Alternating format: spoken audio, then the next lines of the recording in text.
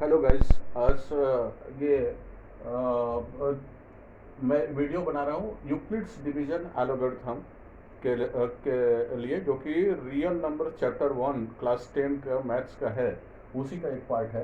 In fact मेरे पिछले video में ऑलरेडी मैंने डिस्कस किया हुआ है यूक्लिड्स डिवीजन लेमा। उससे पहले भी रियल नंबर्स के बारे में मैंने डिस्कस किया हुआ है। ये मेरा मकसद है यूक्लिड्स डिवीजन एल्गोरिथम में आप के बारे में डिस्कस करने का।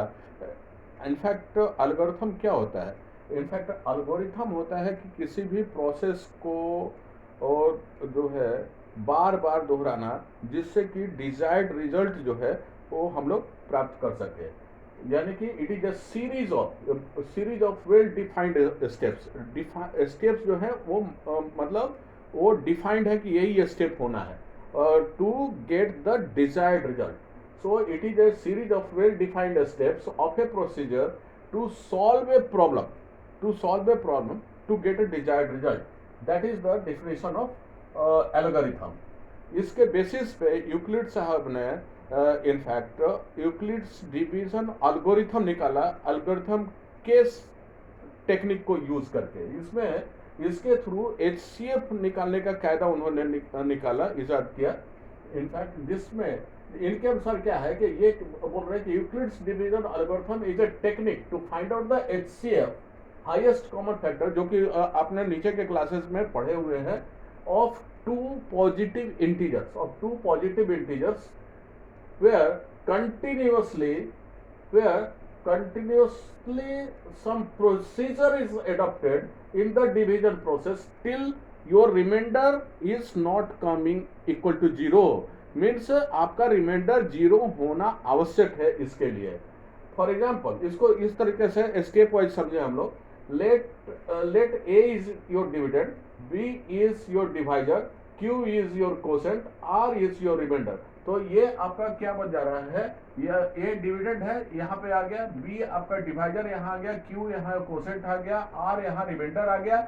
इससे क्या हमारा फॉर्मूला निकल रहा है? ये जो हम लोगों ने लास्ट टाइम पढ़ा हुआ था यूक्लिड्स डिवीजन लेमा में, कि a is equal to b multiplied by q plus r, वो इक्वल होता है डिविडेंड के। ओके, जहां जहां पे जो डिविडेंड ऑब्वियसली हमारा जो है वो डिवाइजर से बड़ा होगा, तो where A is greater than B and your remainder is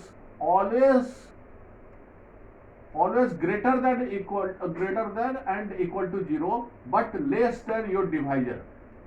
जो रिमाइंडर होगा वो डिवाइजर से छोटा होगा और ये जीरो से लेकिन ये बड़ा होगा या बराबर होगा। सपोज इसका मतलब क्या होगा? या तो रिमाइंडर होगा या तो जीरो के बराबर होगा या उससे बड़ा होगा। सपोज हमारा आर जो है स्टेप 2 पे हम लोग देखें, अगर हम लोग लेते हैं remainder r is equal to zero, तो ये क्या होता है कि देन ये बी जो होता है, बी यहाँ आपका डिवाइजर हो गया, ए डिविडेंड हो गया। ये जीरो होने के लिए बी एक ऐसा मल्टीपल है जो जिसके टेबल में ए भी आ रहा है, तभी तो ये रिमाइंडर जीरो होगा।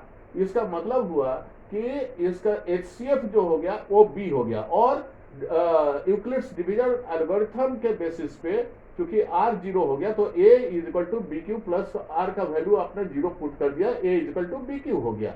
Okay, now if r is not equal to zero, मतलब वो जीरो के बराबर नहीं है, तो तब क्या होता है ये देखिए। इसमें सपोज बी डिवाइजर है ही है, ए डिविडेंड है। इसमें सपोज बी के टेबल में कुछ आया, सपोज मान लिया कि एक्स आ गया, तो ये जो है रिमाइंडर छोड़ रहा है आर और क्यू कोसेंट हो गया। तो a is equal to b q plus r as we have seen over here.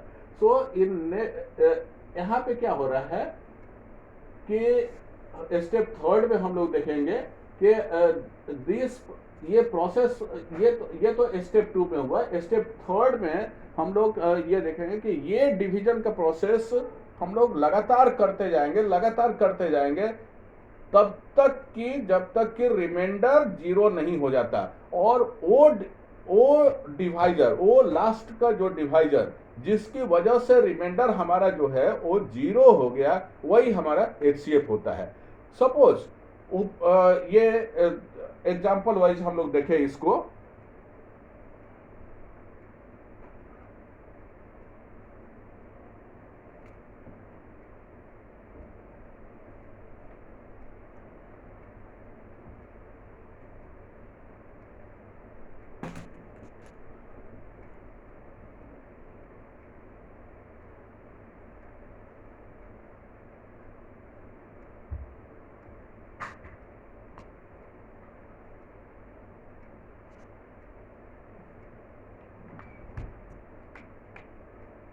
Suppose question है कि find the HCF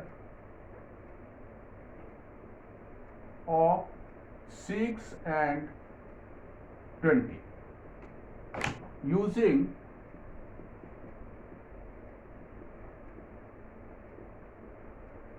Euclid's division lemma. Suppose this is the question you have to solve and you have to find the value of HCF. अभी हम लोग क्या करेंगे, यहाँ पे देखते हैं कि एक नंबर हो गया हमारा, सपोज दो नंबर है हमारे 6 and 20। यहाँ पे जो डिविडेंड हम लोग बड़े वाले को मानेंगे, this is your dividend and this one is divider. Okay, तो इसका कैसे, किस तरीके से यूक्लिड्स डिवीजन लेमा और यूक्लिड्स डिवीजन एल्गोरिथम का कैसे यूज करके हम लोग HCF निकालेंगे। ये 20 डिविडेंड ले लिया, 6 से डिवाइड किया, 6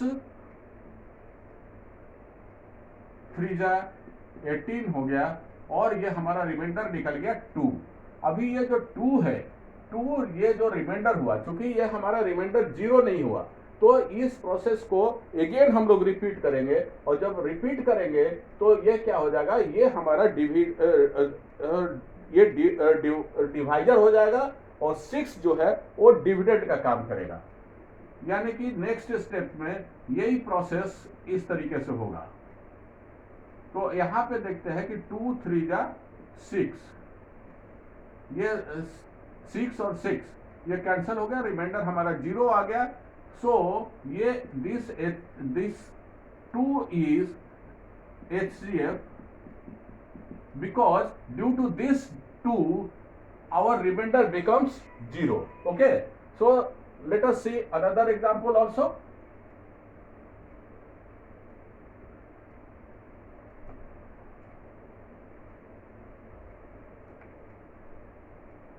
$455 and 42. Suppose इसमें here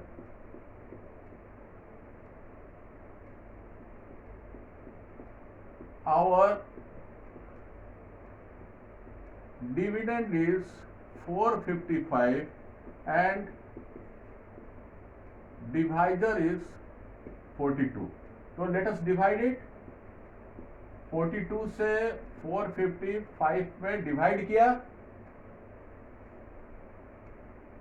ये एक बार में गया, ये 42 हुआ, ये 3 उतरा, या अभी और इधर से 5 लिया, अभी 35 जो है वो 42 के टेबल में नहीं आएगा। तो जो हमारा डिवीजन प्रोसेस है उसके अनुसार यहाँ पे 0 बैठाएंगे,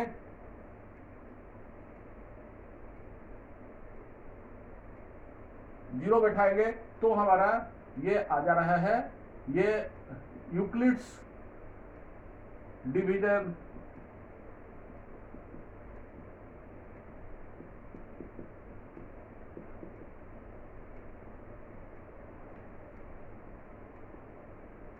लेमा के अनुसार 455 इज इक्वल टू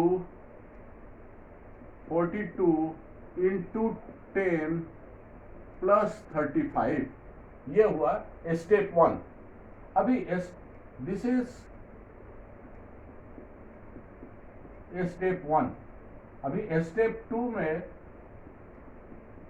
हम लोग क्या करेंगे कि ये चूंकि 35 हमारा रिमाइंडर आ गया, 35 हमारा रिमाइंडर आ गया, यानी कि ये 0 नहीं हुआ, तो अभी ये हमारा जो है वो डिवाइजर हो जाएगा।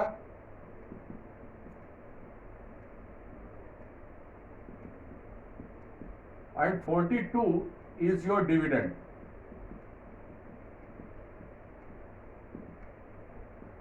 42 इज योर डिविडेंड। तो अभी हमारा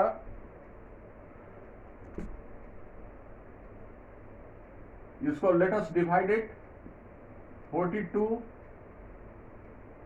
सॉरी 40 35 42 एक बार में गया 35, अगेन क्या आ गया 7 आ गया। अगेन अभी हमारा जो है हम लोग देख रहे हैं कि ये हमारा रिमाइंडर फिर भी 0 नहीं हुआ, ये 7 बच जा रहा है। अभी इसमें यानी कि इसका रीस्टेटमेंट क्या होगा यूक्लिड्स डिवीजन लेमा के अनुसार।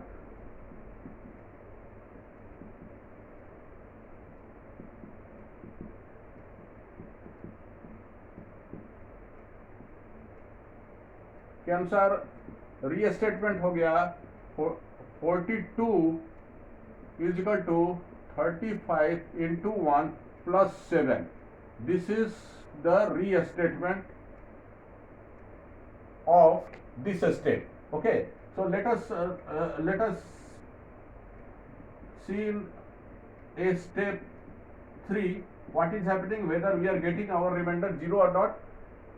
Here now 35 will be dividend and 7 will be remainder. 35 is your dividend and 7 is your, तो ये 7 जो हमारा जो रिमाइंडर बच रहा है वो हमारा डिवाइजर हो जाएगा। ओके, तो अभी हम लोग इसको डिवाइड करें 7 से 35 में, तो 7 5 जा 35। अभी हम लोग देख रहे हैं ये रिमाइंडर हमारा 0 हो गया, तो ये 7 जो है दैट इज आवर HCF, जिसकी वजह से हमारा रिमाइंडर 0 हो गया। ओके, और इसको यूक्लिड्स डिवीजन लेमा में कैसे कन्वर्ट करेंगे, स्टेटमेंट करेंगे, रीस्टेटमेंट कैसे करेंगे।